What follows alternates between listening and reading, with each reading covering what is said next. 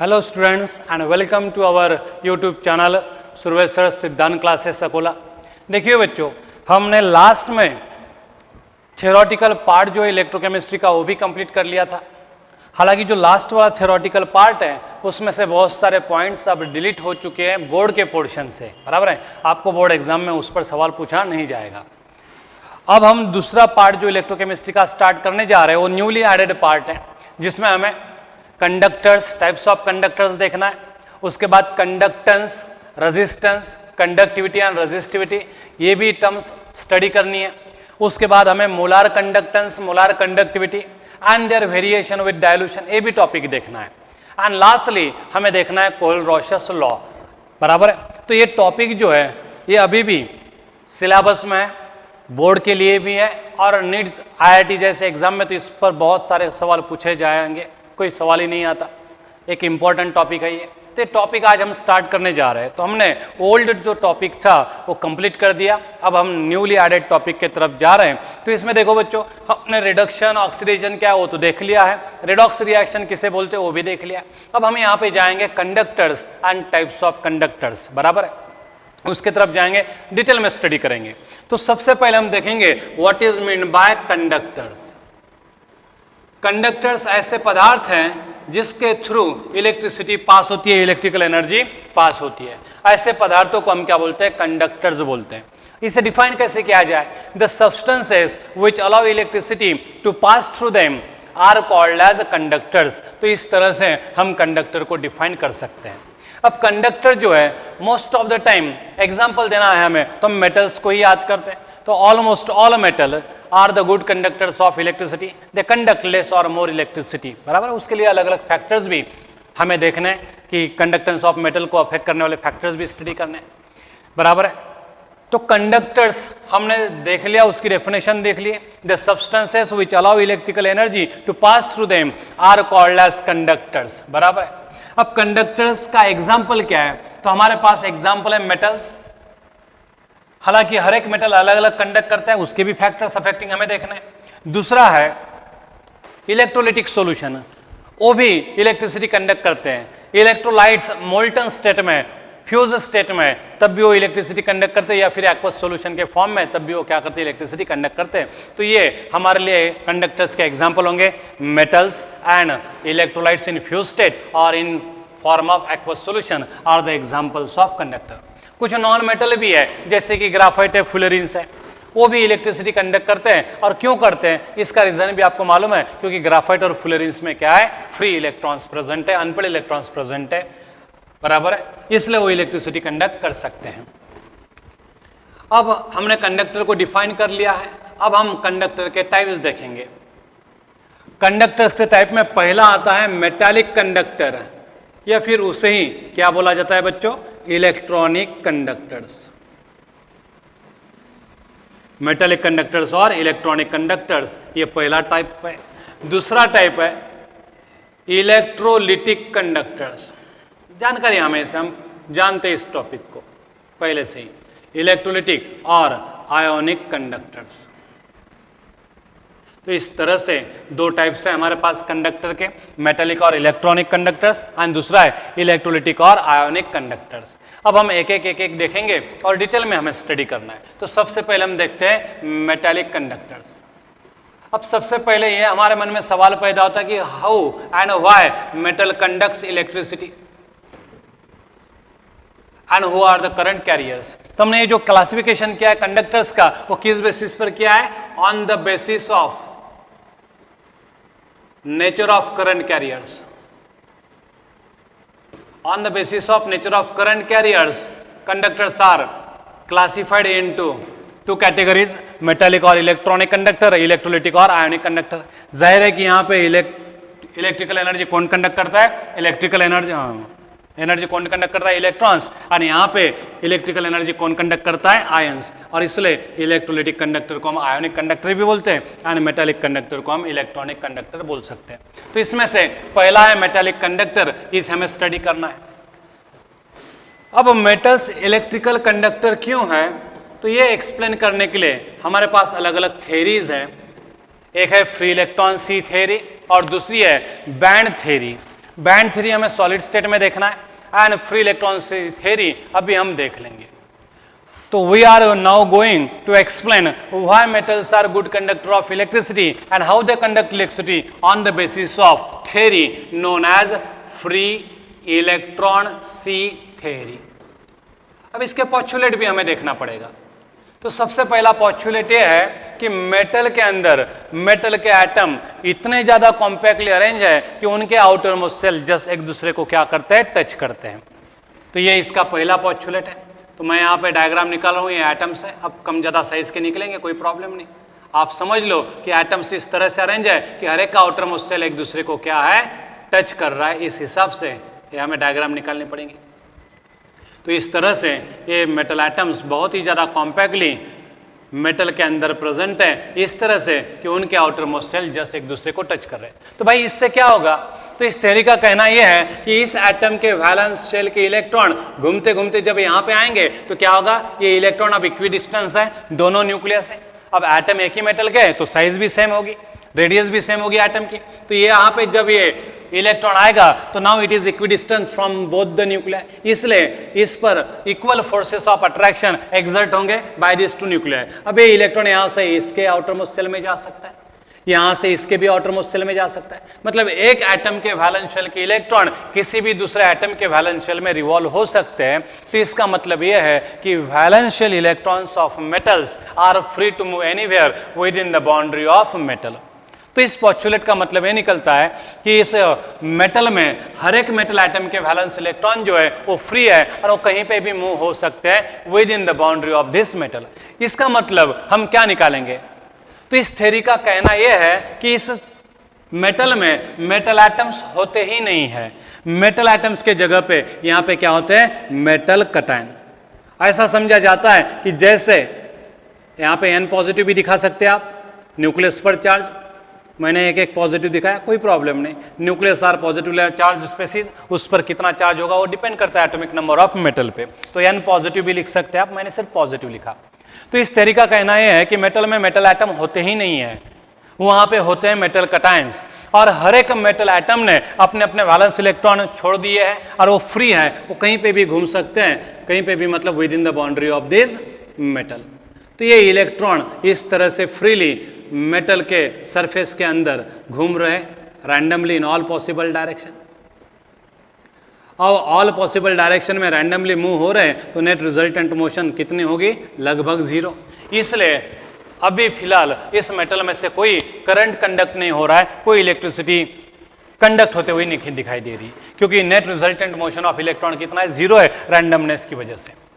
तो इस थ्योरी के अनुसार हर मेटल में मेटल कटायंस होते हैं और ये मेटल कटायन एम्बेडेड है किसमें, भीड़ में, इलेक्ट्रॉन के भीड़ में। इस इलेक्ट्रॉन की भीड़ को, इस इलेक्ट्रॉन को हम क्या समझते हैं, समंदर के पानी जैसा समझते हैं। Electrons are like sea water which is able to move anywhere and these cations are like kernels, और ये फिक्स है, इमूवेबल है, ये जगह से मूव नहीं हो सकते। तो इस तरह से ये मेटल कटायन कर्नल के जैसे है और ये इलेक्ट्रॉन सी वाटर जैसा है, मूवेबल है। इसलिए इस थ्योरी का नाम रखा गया फ्री इलेक्ट्रॉन सी थ्योरी। अब इलेक्ट्रॉन रैंडमली मूव हो रहे हैं, नेट रिजल्टेंट मोशन 0 है, इसलिए फिलहाल अब इसमें कोई करंट कंडक्ट नहीं हो रहा, कोई करंट यहाँ पे दिखाई नहीं दे रहा क्योंकि रिजल्टेंट मोशन 0 है। लेकिन जब मैं इस मेटल कंडक्टर के अक्रॉस पोटेंशियल डिफरेंस अप्लाइड करूंगा तो क्या होगा, सारे इलेक्ट्रॉन जो रैंडमली मूव हो रहे थे अब एक ही डायरेक्शन में माइग्रेट होंगे, that is toward positive terminal. अब सारे इलेक्ट्रॉन एक ही डायरेक्शन में मूव हो रहे, मतलब वहां पे नेट रिजल्टेंट मोशन है। नेट रिजल्टेंट मोशन यहाँ पे होगी तो चार्जेस मूव होंगे, तो क्या होगा, यहाँ पे इलेक्ट्रिसिटी कंडक्ट होगी। तो when potential difference is applied across the end of metallic conductor, all electrons will now move in a specific direction, that is towards positive terminal. Means there is a net resultant motion of charges, there is a net resultant motion of electron, and whenever there is a net resultant motion of electron charges, current conduct होता है, वो substance electricity conduct करता है। तो इस free electron की वजह से ये इलेक्ट्रिसिटी कंडक्ट करता है, इसलिए इस थ्योरी को फ्री इलेक्ट्रॉन सी थ्योरी कहा गया और इसे इलेक्ट्रॉनिक कंडक्टर्स भी कहा गया। तो that's why metallic conductors are called as electronic conductor. क्या फ्री इलेक्ट्रॉन सी थ्योरी सिर्फ मेटेलिक कंडक्टर का कंडक्टेंस ही एक्सप्लेन करती है? नहीं, इसके साथ वो मेटल की और भी प्रॉपर्टीज को एक्सप्लेन करती है, जैसे मिलिएबिलिटी, डक्टिलिटी भी इस फ्री इलेक्ट्रॉन की वजह से होता है, फ्री इलेक्ट्रॉन सी थ्योरी की वजह से होता है। लस्ट्रस नेचर भी इन फ्री इलेक्ट्रॉन के प्रेजेंस की वजह से होता है। मेटेलिक बॉन्डिंग, एक भी कंसेप्ट आपने जानी है, देखी है, जानी पहचानी है। What is mean bye metallic bonding? It is nothing but the forces of attraction present between the positively charged nuclei and electron density present in between them. तो इन कटायन के बीच में जो इलेक्ट्रॉन डेंसिटी है वो और कटायन के बीच में जो अट्रैक्टिव फोर्स है उसे हम क्या बोलते हैं? मेटेलिक बॉन्डिंग बोलते हैं। और इसी मेटेलिक बॉन्डिंग के चलते वो मिलिएबिलिटी एंड डक्टिलिटी दिखाते हैं। दूसरी बात, ये लस्ट्रस नेचर क्यों दिखाते हैं? हमें मालूम है जब हम इस मेटल के पीस को सनलाइट में एक्सपोज करेंगे तो ये सनलाइट इस मेटल पर इंसिडेंट होगा। सारी स्पेसीज, कटायंस भी है, इलेक्ट्रॉन भी है, सारे इलेक्ट्रॉन क्या करेंगे? एनर्जी अब्सॉर्ब करेंगे। और जब इलेक्ट्रॉन एनर्जी अब्सॉर्ब करता है तो क्या होता है? एक्साइट होता है, और एक्साइट होकर हायर एनर्जी लेवल में चला जाता है, लोअर एनर्जी लेवल से। जब वो वहां पे कुछ समय बिताएगा तो रेडिएशन की वजह से उसकी एनर्जी कम हो जाएगी। जैसे उसकी एनर्जी कम हो जाएगी तो अपने जगह पे वापस आएगा, लेकिन वापस आते आते एक्सट्रेस ऑफ एनर्जी को वो क्या करेगा? ट्रांसमिट करेगा, रेडिएट करेगा। कौन से रीजन में? विजिबल रीजन में। और इसी वजह से बहुत सारे मेटल कलरफुल भी दिखाई देते हैं और लस्ट्रस नेचर भी दिखाते हैं, क्योंकि वो लाइट को क्या करते हैं? ट्रांसमिट करते हैं। तो इस तरह से फ्री इलेक्ट्रॉन सी थ्योरी बहुत सारे मेटेलिक प्रॉपर्टीज को अच्छे से एक्सप्लेन करती है। तो हमने इस थ्योरी का यहाँ पे इस्तेमाल किया how metal conducts electricity explain करने के लिए। अब हमें पता चल गया कि मेटल्स इलेक्ट्रिसिटी क्यों कंडक्ट करते हैं, क्योंकि उनके अंदर क्या होता है? Free electrons. और जब पोटेंशियल डिफरेंस अप्लाई करेंगे across the end of metal piece, सारे इलेक्ट्रॉन मूव होंगे टुवर्ड्स पॉजिटिव टर्मिनल, और इसलिए net resultant motion of charges होगी, तो वहां पे इलेक्ट्रिकल एनर्जी कंडक्ट होते हुए दिखाई देगी। बराबर है। अब सारे मेटल्स हैं, क्या वो एक जैसे कंडक्ट करते हैं? नियर अबाउट 80 मेटल्स हमारे पीरियोडिक टेबल में है, क्या वो एक जैसे कंडक्ट करते हैं? तो जब हमने उनका कंडक्टेंस मेजर किया तो हमने देखा कि सारे मेटल एक जैसे कंडक्ट नहीं करते, हर एक मेटल का कंडक्टेंस अलग अलग है। तो ऐसा क्यों भाई कि मेटल का कंडक्टेंस अलग अलग क्यों? सब में तो फ्री इलेक्ट्रॉन है। तो हमने फिर जब कंडक्टेंस मेटल का स्टडी किया तो हमें कुछ फैक्टर्स दिखाई दिए जिस पर कंडक्टेंस ऑफ मेटल डिपेंडेंट है। तो फैक्टर्स भी देख लेते हैं। Factors affecting conductance of metal. तो factors affecting conductance of metals, ये टॉपिक भी हमारे लिए इंपॉर्टेंट है, किताबों में इस पर सवाल पूछा गया है। देखो ये नोट्स में नहीं है और अपने बुक में भी नहीं है, लेकिन फिर भी इस पर सवाल पूछे जाते हैं तो मैं ये टॉपिक ले रहा हूं।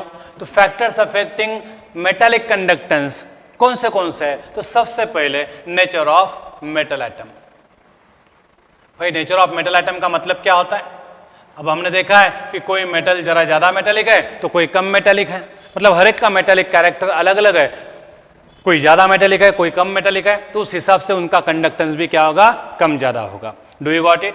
तो conductance of metal depends upon the nature of metal atoms, whether they are more metallic और लेस मेटेलिक। जाहिर है मोर मेटेलिक होगा तो ज्यादा कंडक्ट करेगा, लेस मेटेलिक होगा तो लेस कंडक्ट करेगा। दूसरा फैक्टर क्या है भाई? Number of valence electron present in an atom. Number of valence electron present in an atom. अब जिसके वैलेंस सेल में ज्यादा इलेक्ट्रॉन होंगे वो ज्यादा रिलीज करेगा, जिसके वैलेंस सेल में कम इलेक्ट्रॉन है वो कम इलेक्ट्रॉन रिलीज करेगा। मतलब वैलेंस सेल में कितने इलेक्ट्रॉन है उसके बेसिस पर पे भी क्या है? मेटल का कंडक्टेंस डिपेंड करेगा। तो दूसरा फैक्टर है number of valence electron present in an atom. तीसरा फैक्टर जो है डेंसिटी ऑफ मेटल बोल सकते हैं। डेंसिटी ऑफ मेटल पे भी क्या है? मेटल का कंडक्टेंस डिपेंडेंट है। एंड चौथा फैक्टर है टेम्परेचर। अब टेम्परेचर बढ़ाएंगे तो क्या होगा? तो हमें पता है जब हम हीट करते हैं किसी चीज को तो उसका टेम्परेचर बढ़ता है, उसकी थर्मल एनर्जी बढ़ती है, और थर्मल एनर्जी का दूसरा नाम क्या है बच्चों? Kinetic energy. तो हमें मन में शंका आती है कि जब हम किसी मेटल को हीट करते हैं मतलब उसको थर्मल एनर्जी सप्लाई करते हैं, तो each and every species present in metal, मतलब कटायन और इलेक्ट्रॉन दोनों एनर्जी अब्सॉर्ब करते होंगे। दोनों ने थर्मल एनर्जी अब्सॉर्ब की तो दोनों का काइनेटिक एनर्जी बढ़ता होगा। फिर इलेक्ट्रॉन की मूवमेंट और फास्टली होनी चाहिए, और इलेक्ट्रॉन जितने फास्टली मूव होंगे उतना क्या करेंगे? वो कंडक्ट ज्यादा करेंगे, ऐसा हमें लगता है। इसलिए हम गलत कंक्लूजन ड्रॉ कर सकते हैं कि which increase in temperature conductance of metal increases, ऐसा गलत कंक्लूजन निकाल सकते हैं। तो जब हम ऑब्जर्व करते हैं कि which increase in temperature conductance of metal decreases, तो why conductance of metal decreases, भाई बढ़ना चाहिए था, कम क्यों होता है? तो देखो बच्चों, यहाँ पे इलेक्ट्रॉन जो है वो लगभग मासलेस स्पेसीज है, और जब हम मासलेस स्पेसीज को एनर्जी सप्लाई करते हैं तो उसका काइनेटिक एनर्जी तो बढ़ता है, साथ में रैंडमनेस बहुत भयानक ज्यादा बढ़ जाती है, और रैंडमनेस बहुत भयानक ज्यादा बढ़ने की वजह से net resultant motion of electron कम होती है, और वो कम होने से कंडक्टेंस भी कम होता है। तो विच increase in temperature conductance of metal क्या होगा बच्चों? डिक्रीज होगा, बराबर है? तो ये आपको याद रखना पड़ेगा। तो with increase in temperature randomness of electron increases, therefore net resultant motion of electron decreases, and hence we can say that conductance of metal decreases with increase in temperature. तो ये कुछ फैक्टर थे जो कंडक्टेंस ऑफ मेटल को affect करते थे। तो इस तरह से हमने मेटेलिक कंडक्टर्स देखे जिनको हम इलेक्ट्रॉनिक कंडक्टर्स भी कहते हैं, और वो इलेक्ट्रिसिटी कंडक्ट करने का काम कौन करेंगे? Free electrons. और इसका कंडक्टेंस हमने अभी यहाँ पे कौन से थ्योरी से एक्सप्लेन किया है? फ्री इलेक्ट्रॉन्स ही थ्योरी के बेसिस पर हमने एक्सप्लेन किया है। तो इस तरह से हम मेटालिक कंडक्टेंस देख सकते हैं। देखिए बच्चों, अब दूसरा टॉपिक हमें देखना है इलेक्ट्रोलिटिक कंडक्टर्स। अब इलेक्ट्रोलिटिक कंडक्टर्स किसे कहते हैं? ऐसे पदार्थ जो मोल्टन स्टेट में, मतलब फ्यूज स्टेट में या एक्वस सॉल्यूशन के स्टेट में क्या करते हैं? इलेक्ट्रिसिटी कंडक्ट करते हैं, उन्हें बोला जाता है electrolytic conductors. The substances which conduct electricity in aqueous solution और in molten state, that is fuse state, are called as electrolytic conductors. अब इलेक्ट्रोलिटिक कंडक्टर्स में करंट कैरियर्स कौन होते हैं? आयंस होते हैं, और इसलिए उन्हें आयोनिक कंडक्टर्स भी बोला जाता है। क्या बोला जाता है? उन्हें आयोनिक कंडक्टर्स भी बोला जाता है। अब आयोनिक कंडक्टर्स अलग अलग प्रकार के। अब आयोनिक कंडक्टर्स कौन हो सकते हैं? सारे इलेक्ट्रोलाइट्स मोल्टन स्टेट में या फिर इन एक्वस सॉल्यूशन के स्टेट में क्या करते हैं? इलेक्ट्रिसिटी कंडक्ट करते हैं, जैसे कि all acid, bases and salt are the example of electrolytes. They conduct electricity in aqueous form और in their molten state. Generally salt molten state में इलेक्ट्रिसिटी कंडक्ट करते हैं due to migration of ions, इसलिए उन्हें ionic conductor बोला जाता है। क्या सारे इलेक्ट्रोलाइट एक जैसा इलेक्ट्रिसिटी कंडक्ट करते हैं? तो अगेन हमारा ऑब्जर्वेशन रहा कि मेटल जैसे ये भी एक जैसा कंडक्ट नहीं करते। जैसे मेटल अलग है तो उसका कंडक्टेंस भी अलग होगा, वैसे इलेक्ट्रोलाइट का भी कंडक्टेंस क्या है? अलग अलग है। तो why this electrolytic conductors conducts differently? क्या यहाँ पे भी कुछ फैक्टर्स है इलेक्ट्रिसिटी कंडक्ट करने के लिए? हाँ, यहाँ पे भी कुछ फैक्टर्स हैं जो हमें स्टडी करने पड़ेंगे। तो आप बताओ, क्या पहले आपको electrolytic conductors and ionic conductor, मतलब आयोनिक कंडक्टर समझ में आया? बहुत ही अच्छी सिंपल डेफिनेशन है, इजी डेफिनेशन है। The substances which conduct electricity in molten और फ्यूज स्टेट और in aqueous solution due to presence of free ions are called as electrolytic conductors और आयोनिक कंडक्टर्स। अब फैक्टर्स अफेक्टिंग आयोनिक कंडक्टेंस क्या है? तो ये भी बहुत इंटरेस्टिंग टॉपिक है, फैक्टर्स अफेक्टिंग आयोनिक कंडक्टेंस।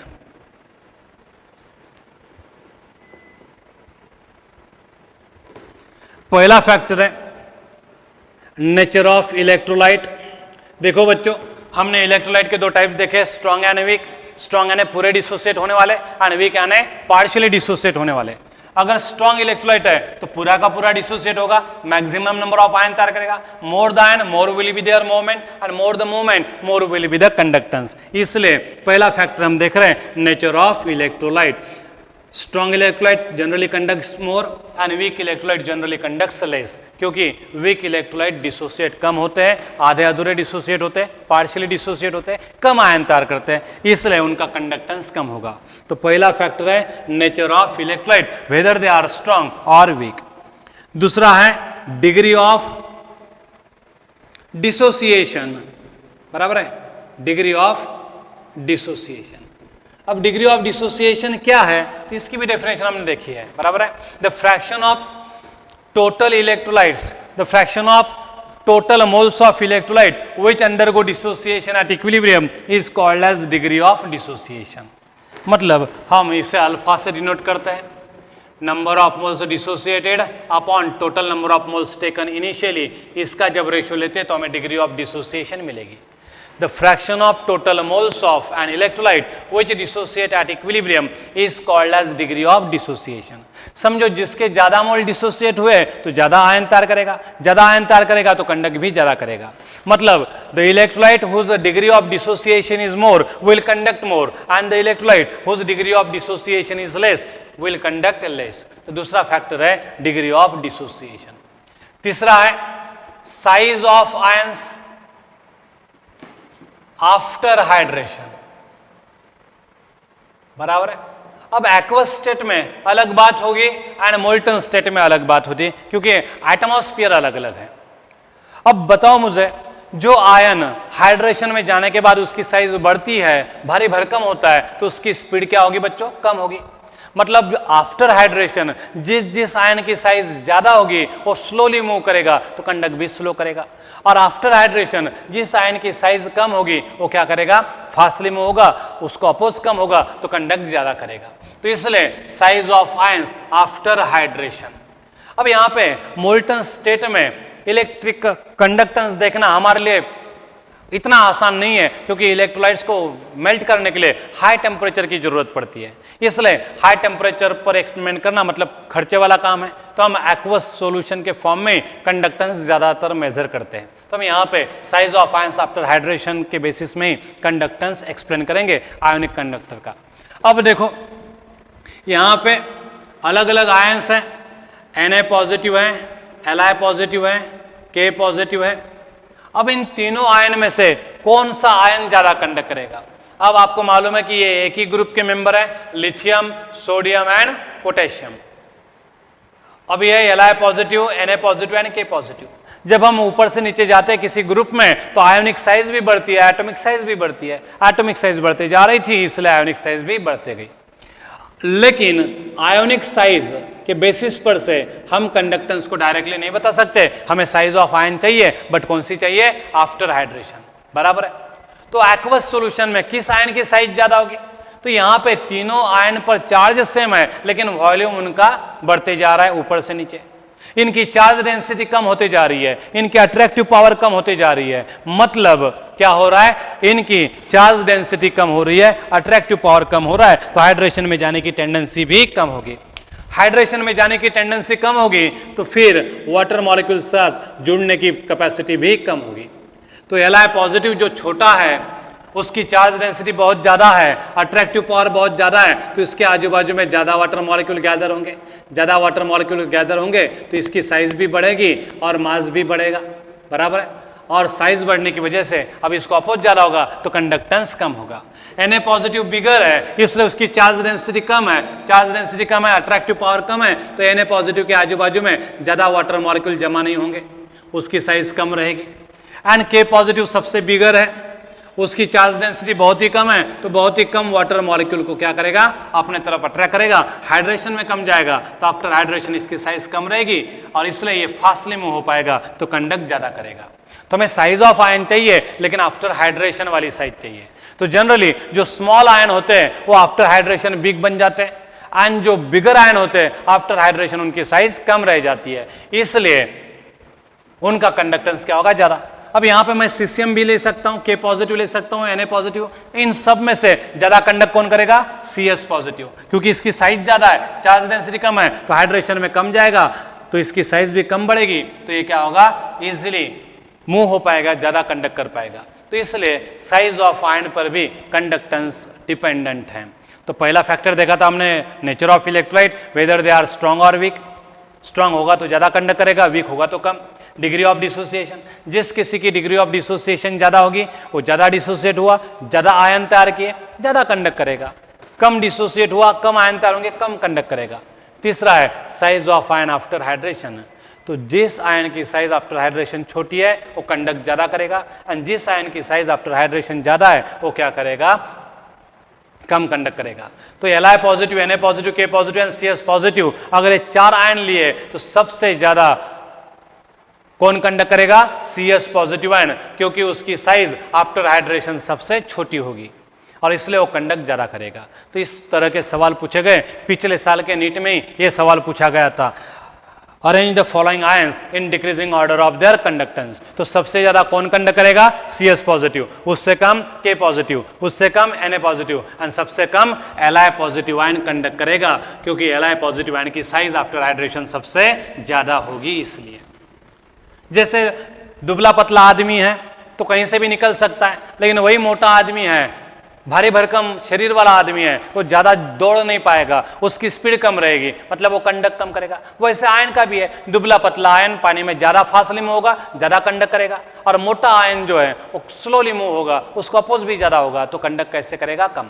जैसे साइकिल से जाएंगे तो कहीं पे ट्रैफिक में हम अटकेंगे नहीं, क्योंकि साइकिल कहीं से भी निकल सकती है, लेकिन वही बड़ी सी लॉरी लेकर जाएंगे तो फिर हम ट्रैफिक में तो फंसेंगे ही फंसेंगे, क्योंकि हमारी लॉरी जितनी बड़ी होगी उतना हमें अपोज भी ज्यादा होगा, उतना हमें स्लोली चलना पड़ेगा, उतना कंडक्टेंस क्या रहेगा? कम रहेगा। वही हमारी व्हीकल अगर स्लिम ट्रिम है तो हम कहीं से भी निकल सकते हैं, तो हमारी कंडक्ट होने की स्पीड, मूव होने की स्पीड क्या रहेगी? ज्यादा। तो ठीक वही फंडा साइज ऑफ आयन के लिए भी लगता है। तो आप यहां पे कंफ्यूज ना हो, साइज ऑफ आयन चाहिए, लेकिन कौन सी वाली? आफ्टर हाइड्रेशन वाली। जो आयन आफ्टर हाइड्रेशन छोटे कंडक्ट ज्यादा करेंगे, और जो आफ्टर हाइड्रेशन बड़े बनते हैं वो कंडक्ट कम करेंगे। चौथा है भाई टेम्परेचर। अब टेम्परेचर का क्या असर होगा? तो देखो यहां पे करंट कैरियर्स कौन है? आयंस, और आयंस से बहुत ज्यादा हेवी है as compare to electrons. Electrons को हमने मासलेस पार्टिकल कहा था, उनका मास बहुत ही कम है, इसलिए जब इलेक्ट्रॉन को हम एनर्जी सप्लाई करते हैं उनकी काइनेटिक एनर्जी बढ़ती है, लेकिन साथ में क्या होता है? रैंडमनेस बहुत ज्यादा बढ़ जाता है, और इसकी वजह से नेट रिजल्टेंट मोशन कम होती है। लेकिन इलेक्ट्रॉन की तुलना में आयन बहुत भयानक ज्यादा भारी भरकम है, और इसलिए जब हम भारी भरकम आयंस को हीट एनर्जी सप्लाई करेंगे तो उनका काइनेटिक एनर्जी बढ़ेगा, लेकिन भारी भरकम होने की वजह से उनका रैंडमनेस उतना ज्यादा नहीं बढ़ेगा, और इसलिए एज अ रिजल्टेंट आयन की स्पीड बढ़ेगी तो उनका कंडक्टेंस भी बढ़ेगा। तो यहां पे आपको ध्यान में रखना पड़ेगा, with increase in temperature ionic conductance increases unlike to metal. ये ध्यान में रखना पड़ेगा। तो with increase in temperature ionic conductance increases unlike to metallic conductors. समझ में आए? आयन भारी भरकम है, इसलिए उनका काइनेटिक एनर्जी बढ़ेगा, लेकिन रैंडमनेस नहीं बढ़ सकता। ठीक है, जैसे कि हम हमेशा एग्जांपल देते हैं, हमारे पास अलग अलग साइज के डस्ट पार्टिकल है, फाइन डस्ट है, और रेत के साइज के, रेत के जो पार्टिकल्स है छोटे छोटे, उस साइज की डस्ट पार्टिकल है। हम फूंक मारेंगे तो कौन से पार्टिकल्स डिजायर्ड डायरेक्शन में डेफिनेट लेंथ तक हम ढकेलते ढकेलते लेके जाएंगे, फूंक मारते मारते। तो आप जब एक्सपेरिमेंट घर पे करेंगे और फूंक मारेंगे, आपके पास बड़े बड़े रेत के दाने भी हैं और फाइन डस्ट भी है, बराबर है। अब आपने एक ही लाइन में सबको रखा और फूंक मार दी, तो आप बोलेंगे सर धूल जो है बहुत हल्की है, तो पहले यहां से यहां तक जाएगी। समझो रेत के पार्टिकल्स है बड़े बड़े और फाइन डस्ट के पार्टिकल्स भी हैं, और हमें फूंक मारते मारते यहां तक लेके जाना है। तो जब हम फूंक मारेंगे तो सबसे पहले यहां पे कौन पहुंचेगा? तो आप आंसर देंगे sir small fine dust particle.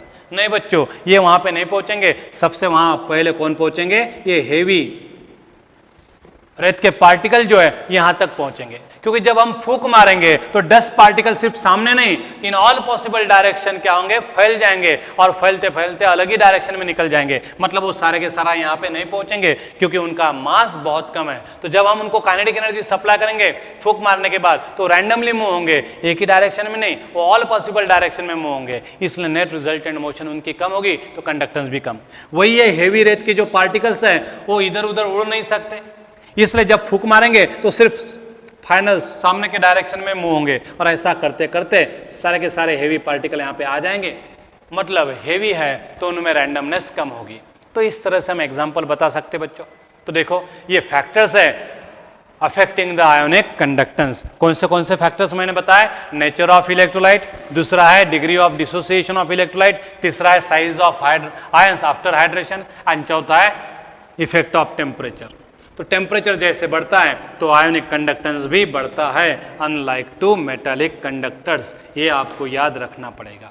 तो ऐसे पॉइंट्स हमें मालूम चाहिए। अब हम बार बार कह रहे हैं मेटालिक कंडक्टेंस कम होता ज्यादा होता, आयोनिक कंडक्टेंस, तो भाई ये बात क्या है? कंडक्टेंस किससे बोलते हैं? कंडक्टर तो हमने देख लिया, अब ये कंडक्टेंस क्या भला है भाई? तो कंडक्टेंस को कैसे डिफाइन करेंगे?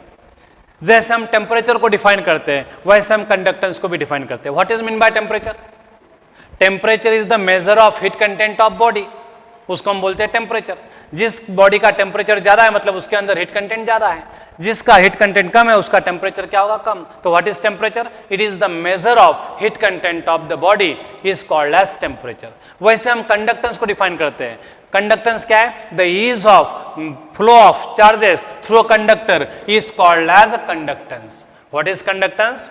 The measure of ease of flow of charges through conductor is called as conductance। तो इस तरह से हम कंडक्टेंस को डिफाइन कर सकते हैं और कंडक्टेंस को हम कैपिटल G से डिनोट करते हैं। फिजिक्स में आपने देखा होगा। तो समझ में आ गई बच्चों कंडक्टेंस की definition? The measure of ease of flow of charges through conductor is called as conductance. जब चार्जेस आसानी से मूव होंगे कंडक्टेंस ज्यादा होगा, जब चार्जेस आसानी से नहीं मूव हो पाएंगे कंडक्टेंस कम होगा। तो इस तरह से हम डिफाइन कर सकते हैं। अब फिजिक्स में आपने डिफाइन किया है the reciprocal of resistance is called as conductance, ये भी डेफिनेशन चलेगी, कोई प्रॉब्लम नहीं है। तो यहाँ पे हमने डेफिनेशन की है कंडक्टेंस की। जैसे हम कंडक्टेंस को डिफाइन कर सकते हैं वैसे हम किसको डिफाइन कर सकते हैं? रेजिस्टेंस को भी डिफाइन कर सकते हैं। रेजिस्टेंस को हम कैपिटल R से डिनोट करते हैं। अब रेजिस्टेंस को कैसे डिफाइन करेंगे? The measure of oppose to the flow of charges through conductor is called as resistance. तो चार्जेस जब फ्लो होते हैं कंडक्टर में से तो उनको वहां पे अपोज भी किया जाता है और उस अपोज की जो इंटेंसिटी है, डिग्री है, उसका मेजर यानी क्या है? Resistance. More the degree of opposed to the flow of charges, more the measure of opposed to the flow of charges, more will be the resistance। इसलिए हम रेजिस्टेंस को इस तरह से डिफाइन करेंगे the measure of oppose to the flow of charges through conductor is called as resistance। या फिर बहुत ही सिंपल डेफिनेशन है, reciprocal of conductance is called as resistance and reciprocal of resistance is called as conductance. Resistance R से, conductance G से denote किया जाता है। समझ में आया बच्चों? तो इस तरह से हम कंडक्टेंस एंड रेजिस्टेंस को डिफाइन करेंगे। अब कंडक्टेंस कौन से फैक्टर पर डिपेंडेंट है? फिजिक्स में हुआ है आपका, conductance is directly proportional to the cross sectional area of conductor. अब देखिए यहां पे मैंने मतलब डायग्राम ड्रॉ की है। हमारे पास एक कंडक्टर है जिसका क्रॉस सेक्शनल एरिया कम है, यहाँ पे थोड़ा सा ज्यादा है और यहाँ पे और ज्यादा है। अब एक सेकंड में यहाँ पे इस क्रॉस सेक्शनल एरिया से कम इलेक्ट्रॉन पास होंगे, यहाँ पे उतने ही टाइम में एक सेकंड में ज्यादा इलेक्ट्रॉन पास होंगे और यहाँ पे क्रॉस सेक्शनल एरिया ज्यादा है तो एक सेकंड में इस क्रॉस सेक्शनल एरिया को पास करने वाले इलेक्ट्रॉन की संख्या और भी ज्यादा होगी। बराबर है?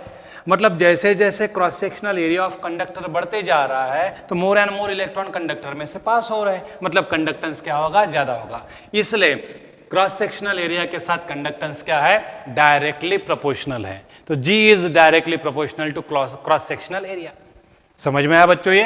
तो जैसे जैसे क्रॉस सेक्शनल एरिया बढ़ते जाएगा तो कंडक्टेंस भी बढ़ते जाएगा। एक एग्जांपल लेते हैं, समझो नैरो पाइप है तो उसमें से हमें जाना है तो बैठ के जाना पड़ेगा। समझो इतना डायमीटर वाला पाइप है तो उस पाइप में से हमें गुजरना है तो हमें बैठ के चलना पड़ेगा और बैठ के चलना पड़ेगा तो हमारी स्पीड होगी कम और स्पीड कम होगी तो क्या होगा? हमें उस पाइप को क्रॉस करने के लिए ज्यादा समय लगेगा।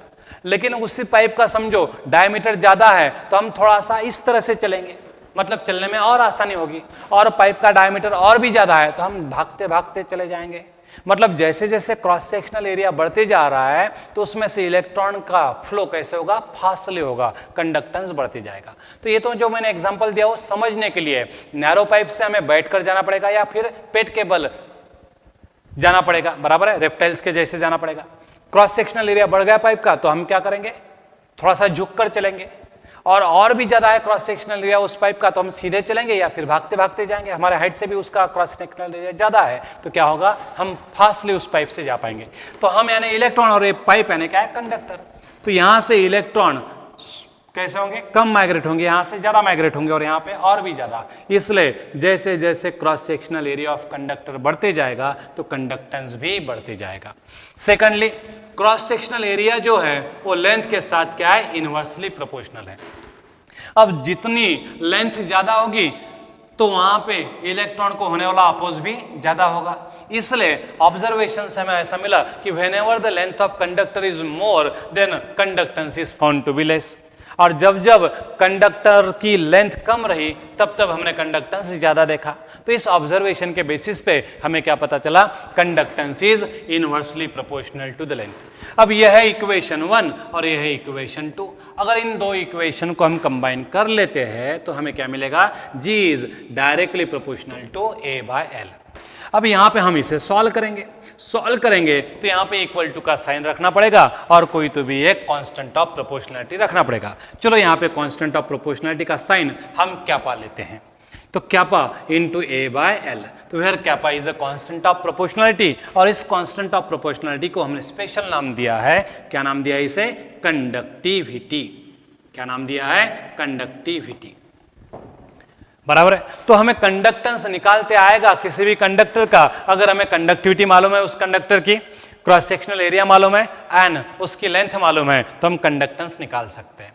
अब कंडक्टिविटी यानी क्या है बच्चों, तो कंडक्टिविटी को हम कैसे डिफाइन करेंगे, समझो कि यहां पर अगर ए की वैल्यू 1 यूनिट स्क्वायर है, यूनिट की जगह पर मैं सेंटीमीटर रख सकता हूं, मीटर रख सकता हूं, कुछ भी रख सकता हूं। समझो ए की वैल्यू 1 यूनिट स्क्वायर है एंड एल की वैल्यू 1 यूनिट है, बराबर है, 1 सेंटीमीटर 1 मीटर ऐसा ले सकते हैं हम, यहाँ पे 1 सेंटीमीटर स्क्वायर 1 मीटर स्क्वायर ऐसा ले सकते हैं। तो if A is 1 unit square and L is 1 unit, then what is the G, G is equal to kappa into 1 centimetre square या फिर यूनिट स्क्वायर, कुछ भी लिख सकते हैं, सेंटीमीटर स्क्वायर लिखेंगे अपॉन 1 सेंटीमीटर, बराबर है। हमने एक यूनिट ले लिया, कौन सा, आप कोई भी ले सकते हो, तो क्या होगा, ये सेंटीमीटर सेंटीमीटर स्क्वायर कैंसिल, 1 1 तो 1 ही आएगा, तो G इज इक्वल टू क्या आएगा, कैपा।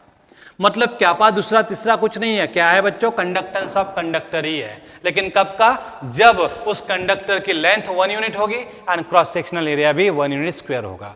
तो कंडक्टिविटी दूसरा तीसरा कुछ नहीं है, कंडक्टर का कंडक्टेंस ही है, लेकिन कब का, जब उस कंडक्टर की लेंथ 1 यूनिट होनी चाहिए और क्रॉस सेक्शनल एरिया भी 1 यूनिट स्क्वायर होना चाहिए। तो उस वक्त उस कंडक्टिविटी को, उस कंडक्टेंस को ही हम क्या कहेंगे, कंडक्टिविटी कहेंगे। समझ में आया? तो how can we define conductivity, kappa? Conductivity is defined as the conductance of conductor having unit length and unit cross sectional area. एक बार वापस से देखो, what is conductivity? The conductance of a conductor having unit length and unit cross sectional area is called as conductivity. अब हम conductivity का unit भी निकाल सकते हैं बच्चों। कंडक्टिविटी की डेफिनेशन बहुत सिंपल है, समझ में आई होगी। तो conductivity is nothing but conductance of a conductor having unit length and unit cross sectional area. अब कैपा का फॉर्मूला क्या होगा भाई, कैपा इज इक्वल टू क्या होगा, देखो एल इधर जाएगा तो जी इंटू एल आएगा अपॉन क्या आएगा, ए। अब कंडक्टेंस का यूनिट है ओहम इनवर्स, क्योंकि रेजिस्टेंस का इनवर्स है तो कंडक्टेंस का यूनिट आएगा ओहम इनवर्स। एल का यूनिट है, समझो मीटर लेंगे, ए का यूनिट होगा मीटर स्क्वायर, फिर तो what will be the unit, पर ओहम पर मीटर, बराबर है। क्या आएगा यूनिट, पर ओहम पर मीटर आएगा। अगर आप सेंटीमीटर लेते हो तो यूनिट क्या आएगा, कैपा का, कैपा का यूनिट आएगा, जी का यूनिट आएगा, पर ओहम तो आएगा ही आएगा। यहाँ पे सेंटीमीटर लेना पड़ेगा और cross sectional area centimetre square, तो एक एक कैंसिल होगा तो क्या आएगा, पर ओहम पर सेंटीमीटर। तो ये हमारे लिए कन्वीनियंट यूनिट है, तो हम बहुत जगह पे कंडक्टिविटी का यूनिट क्या लेंगे, पर ओम पर सेंटीमीटर। मीटर ये लेंथ बहुत ज़्यादा होती है, इसलिए ये हमारे लिए इतना ज़्यादा कन्वीनियंट नहीं है, ये this unit is found to be inconvenient. तो ऐसा है सिस्टम में अगर हमें कंडक्टिविटी कैपा का यूनिट पूछा तो हम क्या बताएंगे, पर ओम पर मीटर, या फिर जो हम बार बार यूज करते हैं, फ्रिक्वेंटली यूज करते हैं, वो यूनिट क्या है, पर ओम पर सेंटीमीटर। लेकिन पर ओम को हम साइमन भी बोलते हैं, एस से डिनोट किया जाता है, कैपिटल एस से। पर ohm is known as siemens, और इसलिए कंडक्टिविटी का यूनिट क्या होगा, साइमन सेंटीमीटर इनवर्स और siemens metre inverse. This is the SI unit of conductivity. समझ में आया बच्चों? तो इस तरह से हम कंडक्टिविटी का यूनिट देख सकते हैं, पर ओम पर सेंटीमीटर, पर ओम पर मीटर, बराबर है। तो ये कंडक्टिविटी का यूनिट है। तो इस तरह से हमने कंडक्टेंस एंड कंडक्टेंस को अफेक्ट करने वाले फैक्टर्स देखे, उसका फॉर्मूला भी देखा और उस पर से फिर कंडक्टिविटी देखा, उसके यूनिट भी देखे। तो कंडक्टिविटी का यूनिट वापस से एक बार बोलो मेरे साथ, क्या है, पर ओम पर मीटर। लेकिन पर ओम को साइमन भी बोला जाता है, इसलिए साइमन मीटर इनवर्स या साइमन सेंटीमीटर इनवर्स, ऐसा भी हम यूनिट लेते हैं कंडक्टिविटी के लिए। तो ये था कंडक्टिविटी का। अब इसी तरह से हमें रेजिस्टेंस एंड रेजिस्टिविटी के लिए भी देखना पड़ेगा, बराबर है। तो what is mean by resistance? Already we have discuss it. Resistance is the measure of oppose to the flow of charges through conductor is called as resistance, या फिर reciprocal of conductance is called as resistance, ऐसा हम बोल सकते हैं। इसको हम capital R से डिनोट करते हैं और यूनिट इसका होता है ओहम, बराबर है। और आप सबको ये मालूम है क्योंकि फिजिक्स में आपका हुआ है, बेसिक आइडिया है, मैंने तो बताना भी नहीं चाहिए क्योंकि बहुत ही सिंपल है। अब रेजिस्टेंस यानी हो गया। अब रेजिस्टेंस जो है वो कंडक्टेंस के साथ इनवर्सली प्रोपोर्शनल है, मतलब रेजिस्टेंस लेंथ के साथ डायरेक्टली प्रोपोर्शनल होगा एंड क्रॉस सेक्शनल एरिया के साथ इनवर्सली प्रोपोर्शनल होगा।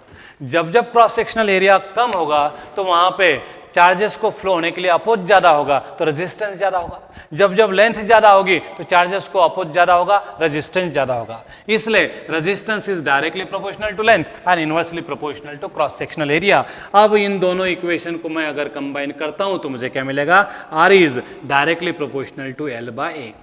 फिर इसको मैं सॉल्व करता हूं, आर इज इक्वल टू, यहां पे भी कांस्टेंट ऑफ प्रोपोर्शनलिटी रखना पड़ेगा, लेट इट बी रो। रो हमने एक कांस्टेंट ऑफ प्रोपोर्शनलिटी लिया है तो एल बाय ए, तो यह हमें रिलेशन मिलता है।